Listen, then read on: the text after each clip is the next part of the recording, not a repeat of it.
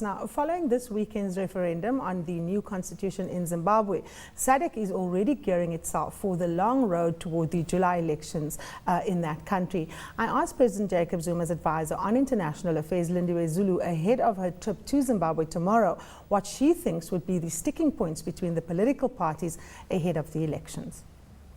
Firstly, we must start from the fact that there is a global political agreement itself, and that global political agreement has had some aspects of it, lots of aspects of it, which have not been implemented. Such so as? we need to start from there. For instance, if you look at I keep on going back to institutions, because we think that in any given country, when you have institutions functioning, it's one of the best.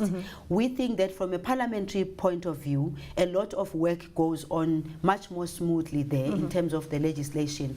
There's issue of the voters' roll, for instance. There's the issue of the demarcations, for instance. There's the issue of, again, the role of the Human Rights Commission, the Media Commission, and Zimbabwe Electoral Commission. All those things need to be dealt with. All other outstanding issues, which we believe would be a good stepping stone for having free and fair elections, will now begin to play themselves out. One of the most important ones is that of the creation of a conducive environment for free political activity. The roadmap would have to clearly indicate, when we talk about the creation of a conducive environment, what exactly do we mean? And when, for example, do you flag the fact that there isn't a sufficient climate, and what jumps in as a way to kind of, give birth to that process, because time is running out?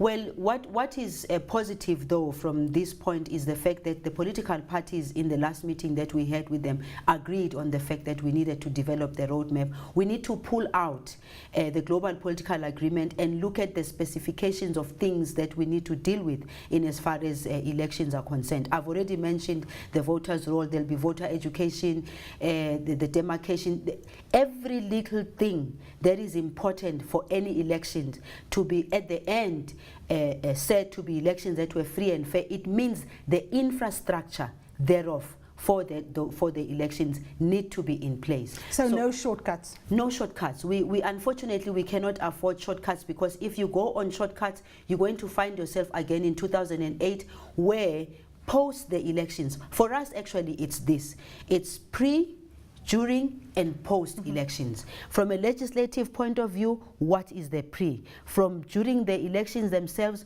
what is there available?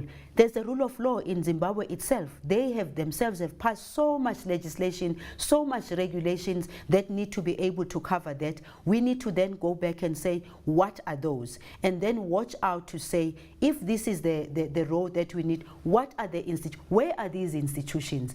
Are they, as the three political parties, comfortable with the state of readiness of those institutions? And what do these institutions need to do? You might find that this institution might even need some advice. I make an example. Technical support. Technical support. They might need some technical support. South Africa is one of those countries that has had a very good elections in all the time since 1994.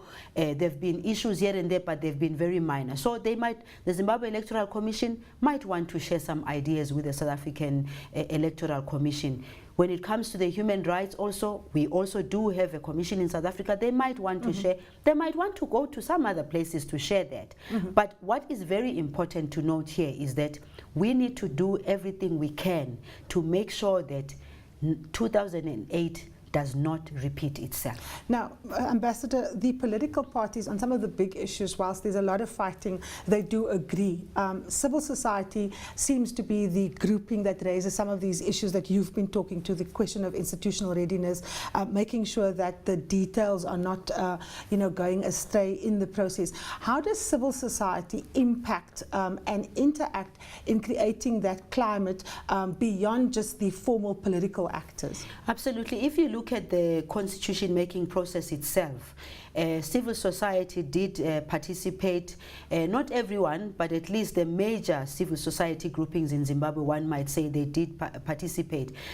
By the way, you will recall also that there was the All Stakeholders Conference. The All Stakeholders Conference was made out of the 3 political parties, civil society, churches, and so forth. So they were participating. We are hoping that even with this time, as we begin to draw the roadmap to elections, they will remain vigilant as far as their responsibility is concerned. From a South African perspective, we've always considered that the engagement beyond just the political parties is good.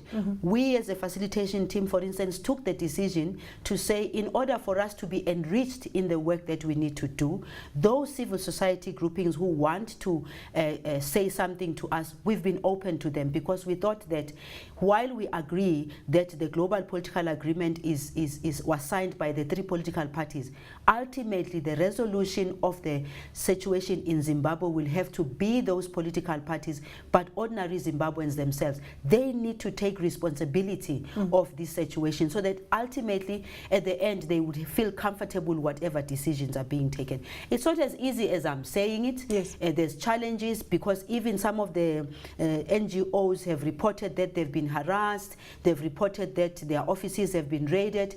SADC has made it very clear that as far as SADC is concerned, it calls on the political parties to make sure that things like those do not happen, because whatever good they've been doing, it then gets dampened by such action.